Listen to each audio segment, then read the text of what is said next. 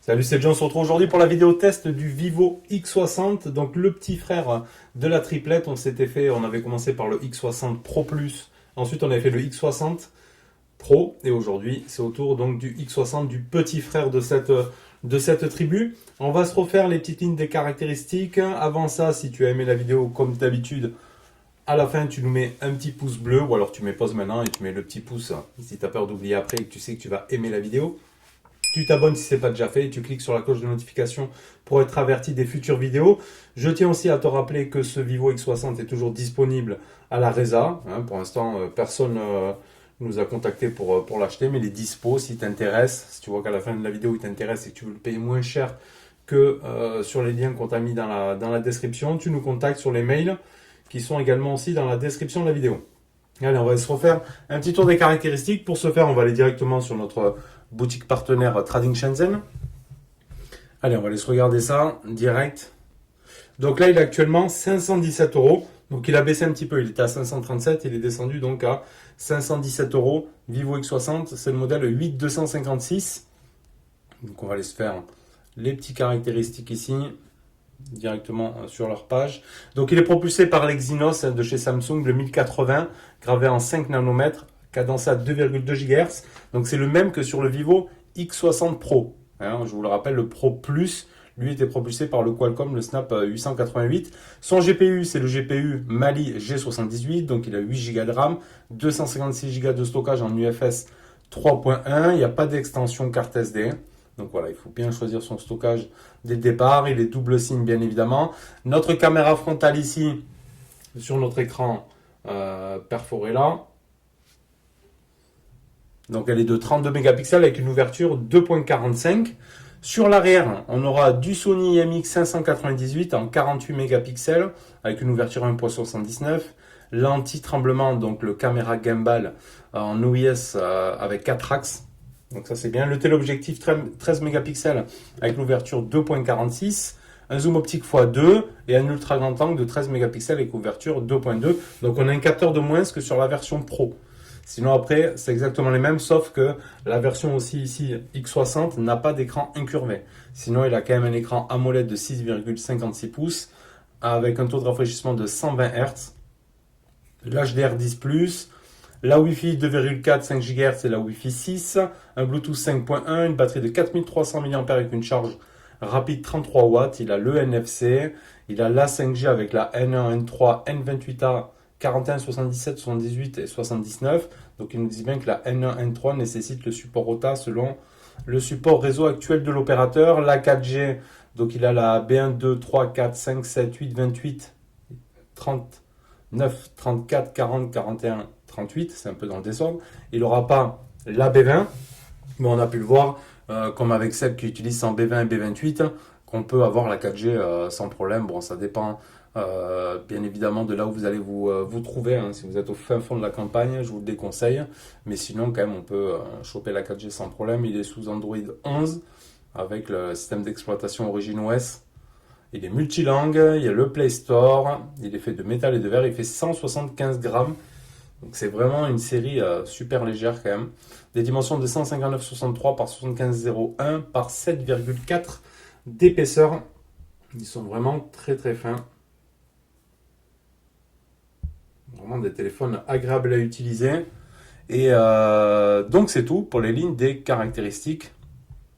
On va se faire notre premier déverrouillage avec le capteur ici sous écran qui fonctionne bien. On a aussi la reconnaissance faciale qui marche bien. Moi j'ai pas eu de problématique particulière. Et on a aussi la reco faciale qui va fonctionner avec l'option double tap. Donc ça marche bien. Donc on a notre écran ici plat, comparé à la série X60 Pro et Pro Plus. Voilà, on a un écran plat avec des bordures assez convenables. Et franchement, c'est quand même plutôt agréable aussi d'avoir un écran plat. Ça change, ça fait moins premium, on l'a vu. Mais c'est plutôt pas désagréable. J'avais apprécié moi sur le OnePlus 8T Cyberpunk, je vous l'avais déjà dit. Voilà, donc sur le bas, on y retrouvait notre type C, le haut-parleur micro. Donc l'absence de son stéréo sur cette série X60, c'est un petit peu dommage. Ici sur le haut, on y retrouve notre petite phrase ici, professionnel photographie. Vous voyez, ils sont quand même super fins. Et ici, le bouton power, volume plus moins, c'est notre module photo arrière ici, propulsé par Zeiss, Vario Tessar. Non, après, en termes de finition, tout ça, c'est vraiment de très très bons produits sur cette série X60. Et d'ailleurs, même la série X50 avec même le X51 ici en Europe. Donc, on aura très certainement une série X60 en Europe. Donc, on verra lesquels, mais ils vont être dépourvus de certaines fonctionnalités. C'est dommage, comme autofocus laser, etc. Il y a des trucs qui disparaissent pour l'Europe, c'est un petit peu dommage. Alors on commence par voir un petit peu la partie affichage. Donc on a la protection oculaire, on a toutes les mêmes options de toute façon qu'on a vu sur les autres modèles. On a bien évidemment le mode sombre, on aura les couleurs d'écran aussi qu'on peut paramétrer, etc. Ça c'est pas mal. Le taux d'actualisation, donc on peut le mettre en 100 Hz ou en changement intelligent. Ici, l'anti-sentiment, l'affichage plein écran, etc. Après franchement c'est des écrans vraiment très agréables avec une bonne luminosité aussi. Ouais, ça pète là quand je le mets à fond. Vraiment très agréable et très fluide à utiliser. Même ce Exynos 1080 fonctionne très très bien. Franchement, on va le voir après dans le score en toutou. On se fait un petit tour de la ROM. J'ai toujours pas eu le temps de faire une vidéo complète sur Origin OS. Mais c'est vraiment très très complexe, donc on va se faire le tour. Les Wi-Fi, les autres connexions, donc on y retrouve bien ici le NFC avec l'option aussi OTG. On a vu qu'on avait des appels Wi-Fi aussi de disponibles sur ces modèles-là. J'avais testé sur le Pro Plus. Les barres de notification et barres d'état, donc les notifications aussi. C'est un truc qui a été petit peu, un petit peu galère pour certains. Je vous invite d'ailleurs à aller faire un petit tour sur le site, la page Facebook de Vivo France. On vous mettra aussi les liens dans la description de la vidéo. Si vous avez des idées, enfin des idées, des conseils, même oui, peut-être des idées, vous pouvez partager aussi. Mais si vous avez besoin de conseils ou autres sur la gamme série Vivo IQ, n'hésitez pas à aller sur la page Facebook. Ils vont savoir vous guider. Il y a du partage de photos, etc. Donc je t'invite à y aller faire un petit tour. Écran d'accueil ici, donc on va prendre tous les paramètres de l'écran d'accueil. Les paramètres de l'écran de verrouillage, l'écran toujours allumé, donc ce sera pour la partie Always On Display qui est aussi paramétrable, on peut le modifier comme on veut. Les effets dynamiques, on a vu tout ça déjà dans les autres vidéos, je t'invite à les revoir. Tu peux aller revoir les vidéos du X60 Pro Plus, du Pro. Sans vibration, les mises à jour système. Donc j'ai eu des mises à jour, ça c'est un bon point sur la partie Vivo, c'est qu'on a un très bon suivi de mise à jour. Le serveur ne répond pas. Ah, là. Le serveur ne va pas répondre. Donc il n'a pas envie de mettre à jour. Mais j'ai eu des mises à jour. Sans aucun souci sur Vivo. Donc là, il n'y a pas l'air d'y en avoir. La navigation système, j'ai mis moi par gesture. Après, on aura l'empreinte et les visages. On aura un mode ultra jeu aussi. Hop. Donc on peut l'activer là. On voit déjà, moi j'ai un jeu ici à PUBG d'intérêt dessus. On peut faire l'amélioration de vue du haut, les effets de lumière pendant les jeux, les vibrations de jeu en 4D, les effets sonores et effets sonores de jeu, le blocage des notifications. Donc oui, la partie notif, voilà, il faut faire vraiment tout un tas de petits réglages. Il faut prendre un petit peu le temps quand on paramètre pour la première fois son téléphone, d'aller dans toutes les options pour actualiser en arrière-plan les applications, faire toutes les autorisations, etc. pour avoir les notifs fonctionnels. Moi, j'ai réussi à le faire, ça fonctionne. Alors, on n'est pas, je ne vais pas dire à du 100%, voilà. Il y a des fois, ça bloque encore un petit peu, mais bon, on arrive à avoir quand même le principal. Les temps d'écran, la mémoire et l'espace de stockage. Ici, batterie et application. Et après, donc, on est sur notre Origin OS, qui est franchement très agréable à utiliser, qui est très personnalisable. On peut modifier ici la taille de tous nos petits icônes. Alors, si je le monte ici, je vais pouvoir le changer d'une autre façon. On peut le mettre en carré, en large. Il faut que je le sorte du bord un peu pour qu'il prenne d'autres formes. Voilà, en grand ici, en petit, en allongé comme ceci. Voilà, il y a tout un tas de figures à faire et franchement, on peut se faire des petits écrans d'accueil plutôt sympas avec tout un tas de raccourcis. Franchement, c'est super plaisant. Mais comme toujours, si je commence à m'attarder là-dessus, ça va prendre vraiment beaucoup de temps pour cette vidéo. Mais bon, vous avez vu, on arrive à faire des interfaces vraiment très sympas. Et après, pour switcher, on switch tout simplement avec le bouton ici et on passe sur la version FunTouch, comme je vous l'ai déjà montré, sur un bureau un peu plus basique, un peu plus, voilà, sur du petits icônes, un peu plus standard que sur la version Origin OS. On va laisser voir les scores en tout pour vous montrer un petit peu les performances de ce 1080 de chez Samsung. On l'a vu sur le Pro de toute manière, le score aussi. Donc on est sur un score de 716 130 points, donc il fait vraiment un très bon score. Et c'est un processeur vraiment très performant et donc haut de gamme. Sérieusement, ça marche très bien. Donc voilà la partie en tout. On va aller se faire le petit jeu PUBG comme d'habitude. Allez, je vous retrouve de suite. Donc quand on lance un jeu, que ce soit PUBG ou autre, on a l'assistant de jeu ici qui vient se mettre sur le côté. Donc ici on a le CPU, GPU optimisé, la RAM optimisée, les fonctions tactiles optimisées, le réseau optimisé, les optimisations, etc. Après on a l'espace jeu où on va pouvoir aller se paramétrer tout ça. On fait OK. Et si on veut, hop, on fait essayer, on a accès ici sur le côté avec toutes nos options. Voilà, on peut rajouter aussi des options ici, des appels en arrière-plan, etc. Hop, allez. Je me connecte au PUBG et on se retrouve de suite. Allez, on a lancé le jeu. Bien après, ça en jette sur ce type d'écran. Alors, on va passer tout ce bazar.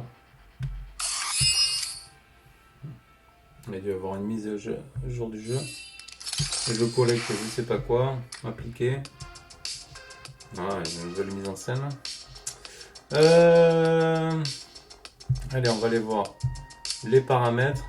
Ici, réglage, graphique. Donc on a l'HDR. L'Ultra HD n'est pas encore dispo. On va laisser comme ça. On va laisser en classique. Hop. Et on va se lancer une petite partie. Alors on commence toujours dans l'avion. Voilà, avec 3e anniversaire, est-ce qu'il marqué? Ok. Pourquoi pas? Il faut aller voir où on va atterrir dans le bazar. Hein.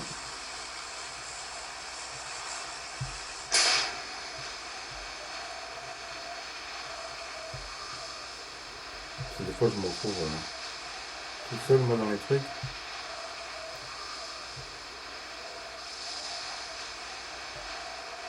On va aller pas loin, on va aller par là. Bon après là on fait on teste le jeu sur 2-3 minutes là en vidéo, ça c'est pas ce qui va peut-être vous donner grand chose, mais bon on voit un peu la fluidité. De toute façon avec ces types de processeurs vous n'aurez pas de soucis particuliers pour jouer.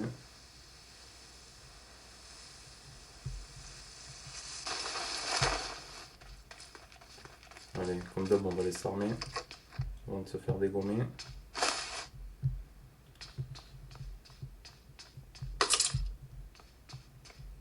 Petit casque, ok. Pistolet, c'est pas mal. Voilà.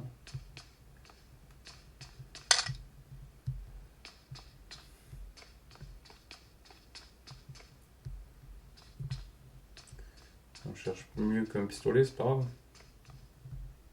Ça, c'est pas mal ça. Allez. C'est une arbalète quoi.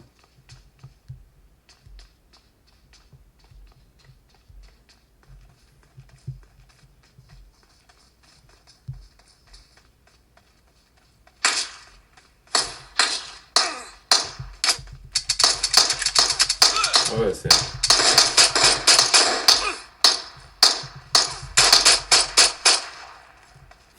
En fait, c'était une arbalète que j'avais quoi.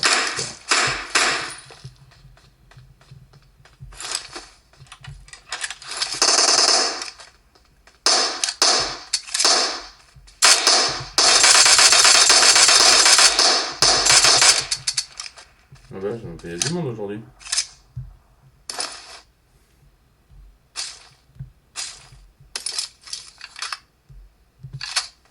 Voilà.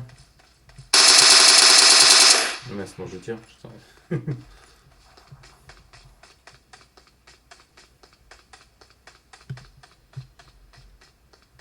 y a du monde par là-bas.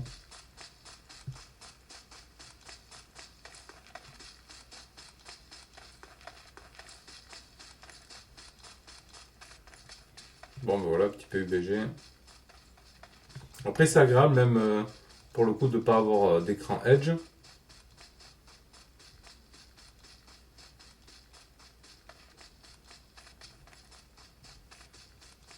Bon, mais c'est tout. Il n'y a pas grand monde. Le tactile est fluide, pareil. Ça fonctionne bien. Peut-être même plus quand c'est pas un écran Edge. Hein. On a peut-être un peu plus de maniabilité. Après, le petit poinçon ici dans l'écran va pas nous gêner plus que ça pour la partie jeu. Donc franchement, ça fonctionne très très bien.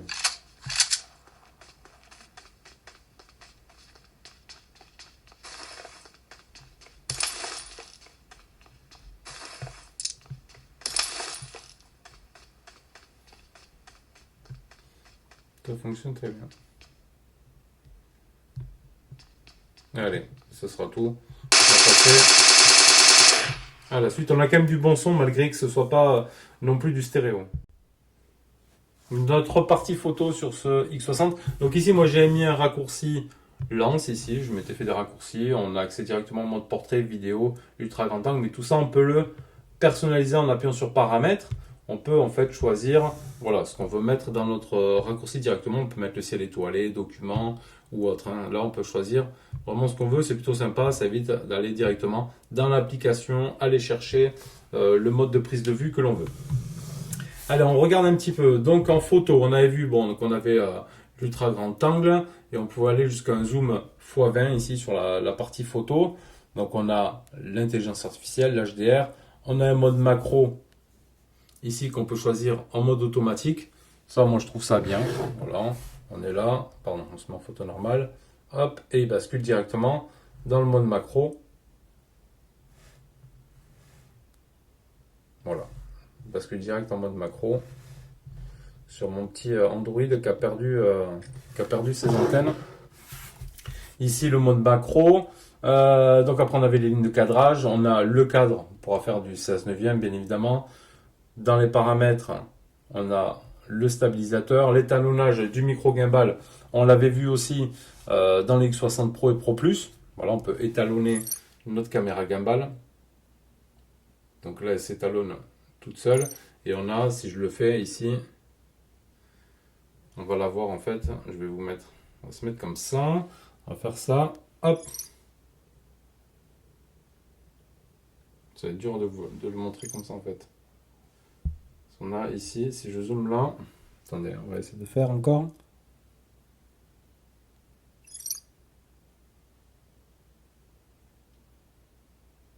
Voilà, là vous l'avez vu bouger. On peut étalonner notre gimbal. Ici dans les paramètres directement, les filigranes, etc. Ça c'est plutôt basique. La partie portrait. Donc on pourra faire du 1, du 2 en zoom. Bon, la partie nuit sont bien, franchement. Les parties nuit sont bien. On a même les panoramiques de nuit. On a le mode trépied qui détecte tout seul la partie trépied. Donc le mode nuit sont très très bien. Et le mode ciel étoilé, vraiment c'est impressionnant chez Vivo. Le traitement de photo, c'est vraiment super bien. En vidéo, on pourra faire de l'ultra grand angle. Et on pourra aller jusqu'à un zoom aussi x20 en partie vidéo. On pourra faire de la vidéo macro. Ça c'est good. Et dans nos paramètres ici, donc le cadre 16/9, c'est quoi que je cherche? Non, là je suis en photo, pardon. J'ai dit n'importe quoi. J'étais sur la photo. Je me disais. Donc vidéo, zoom x1 x2 et zoom x10. Ok. Donc on revient là. Ici, on aura la stabilisation avec l'anti-secousse avancée et même déjà en stabilisation standard. Moi, je trouve que ça marche très très bien. Ici, dans les paramètres, la résolution, on pourra faire du 1080p ou du 4K. Si on va sur de la 4K, on pourra faire du 60 fps. Ça, c'est bon.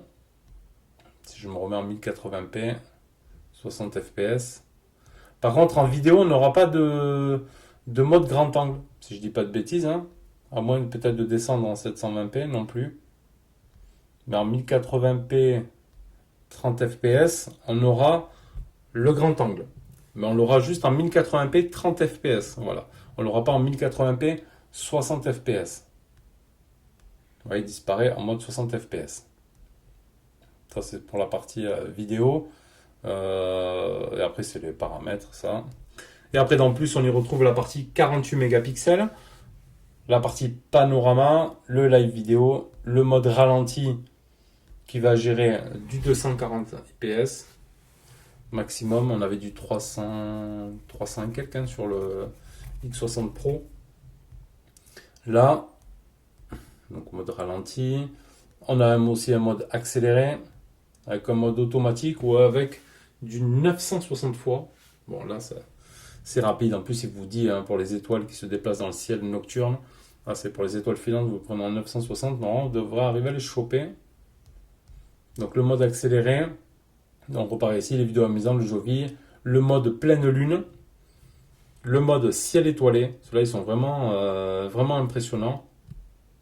Et l'obturateur lent. Donc là, c'est vraiment pour faire des prises de vue comme ça.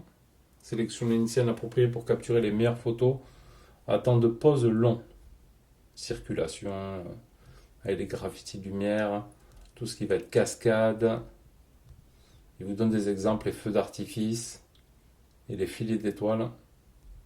Il y a vraiment de superbes photos à faire avec cette partie, avec cette série, je dirais Vivo X60 et une superbe traitement d'image, vraiment. Après, c'est modifiable à sa guise. Je vais vous mettre toutes les photos et vidéos donc prises avec ce Vivo X60. Hein. C'est un meilleur rendu quand on regarde. Et je vous invite à aller sur notre page Facebook. On remet toutes les photos prises avec nos téléphones, donc avec les téléphones de test, et que vous aurez en taille réelle. Voilà, pas comprimé par YouTube, etc. Voilà, en taille réelle. Donc je t'invite à aller. Tu as le lien dans la description sur notre page internet Esprit nous j'aime.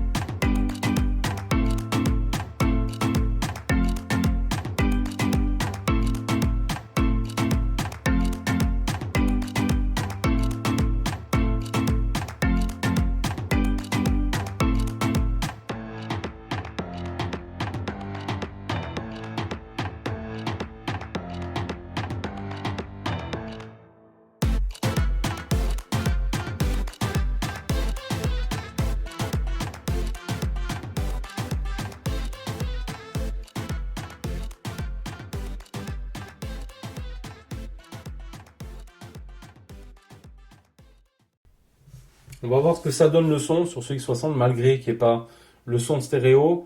Donc on va se mettre...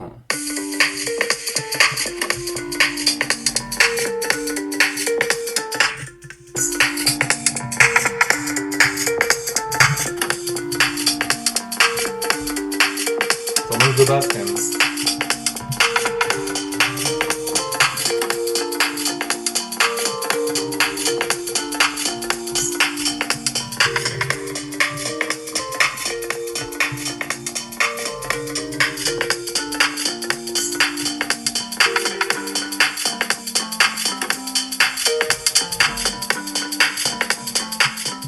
Ça manque de basse, c'est un petit peu dommage.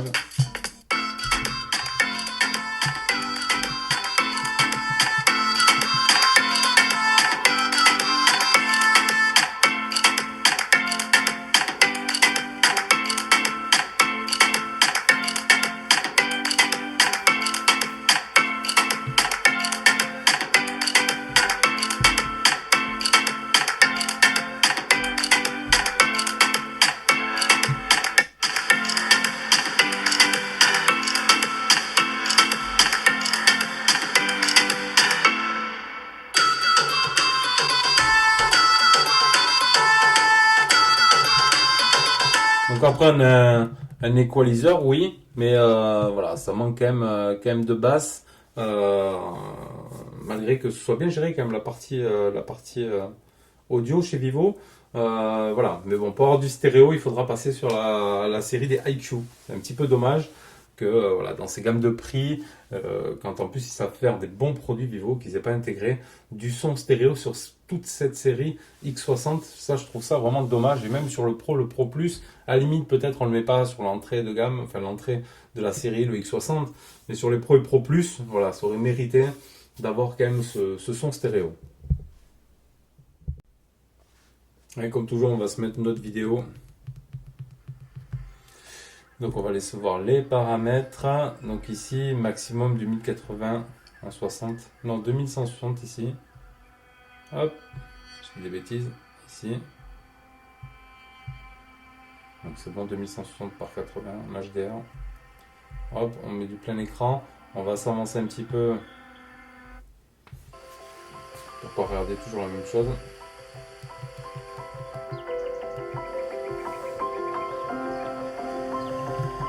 Après on a une super luminosité quand même.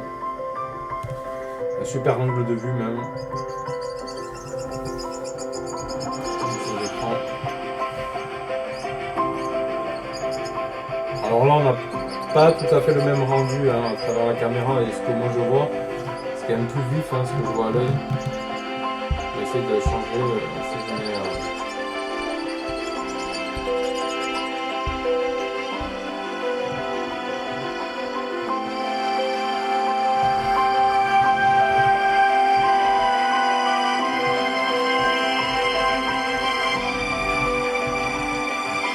pour vous montrer quand même.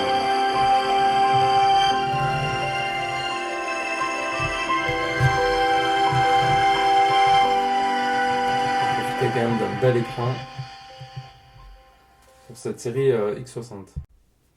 Après, ce qui va concerner la partie des communications avec l'audio, l'haut-parleur et le micro, rien à signaler, ça fonctionne très bien. La qualité du réseau, donc la Wi-Fi, bien. Donc pour la 4G, comme je vous l'ai dit, voilà, il va manquer les bandes, certaines bandes. Donc voilà, mais ça ne va pas empêcher, moi, là où je suis, par exemple, à la ville, d'avoir la 4G avec Bouygues. Ça dépendra de chacun. Normalement, on avait vu, il manquait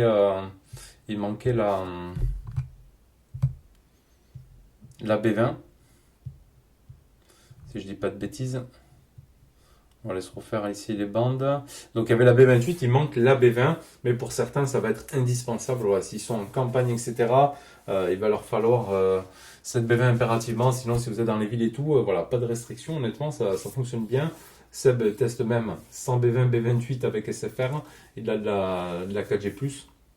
Franchement, des fois, c'est ni rien qu'on pente, donc il est un peu moins réticent lui de son côté là-dessus. Donc là, voilà, celui-ci, il manquera la B20 sur ce X60. Et c'est en ce qui concerne l'autonomie de ce X60, pour ma part, 1 jour et demi. un jour et demi d'autonomie avec une bonne utilisation. Voilà, après ça reste respectable, pardon, avec un petit peu de charge rapide. Donc c'est sûr, on l'a vu, on n'est pas sur la charge rapide de la série IQ, hein, mais on a quand même 33 watts de recharge, hein. Ça permettra de mettre un petit coup de boost si vous manquez un peu de jus. 4300 mAh de batterie, voilà. Moi je vous donne pour un jour et demi sur ce X60. En tout cas, voilà, moi j'ai passé un moment agréable avec ce X60. J'ai bien aimé, malgré qu'il soit pas, voilà, qu'il fasse pas tout à fait premium comme sur le Pro et le Pro Plus, du fait qu'il n'ait pas d'écran incurvé, etc. Mais il se défend quand même plutôt pas mal. Il est agréable en main, c'est léger. Franchement, on prend même goût aux écrans plats. Ça fait pas du tout cheap ou autre, hein. C'est sûr, comme je vous l'ai dit, ça fait moins haut de gamme, hein. On a l'impression, voilà, de ne pas avoir quelque chose haut de gamme, comme je le répète. Mais c'est plaisant, c'est agréable en main. Les tactiles et tout, ça répond bien. Il est bien en poche, il n'est pas imposant. C'est téléphone léger dans les 170 grammes. La partie photo est bien. Donc voilà, le petit frère de cette série, X60. Donc on aura fait les trois, on verra les modèles qui vont sortir donc en Europe. En attendant, je te mets un petit lien d'achat dans la description de la vidéo si ce modèle t'intéresse. Et si le modèle ici que j'ai là en test t'intéresse aussi, tu peux nous contacter via nos mails. N'oublie pas le petit pouce en l'air si la vidéo t'a plu, de t'abonner si ce n'est pas déjà fait, de cliquer sur la cloche de notification pour être averti des futures vidéos. Parce qu'on a quoi là sous la main? Là j'ai du petit Redmi K40. Vous avez vu tous les déballages, hein. On a du Mi 10S, j'ai le K40 Pro qui est en train de charger, que j'ai préparé, que j'ai commencé à utiliser. Donc voilà, il y a pas mal de téléphones à venir et d'autres produits. Donc je te dis à bientôt pour une prochaine vidéo. Tchuss.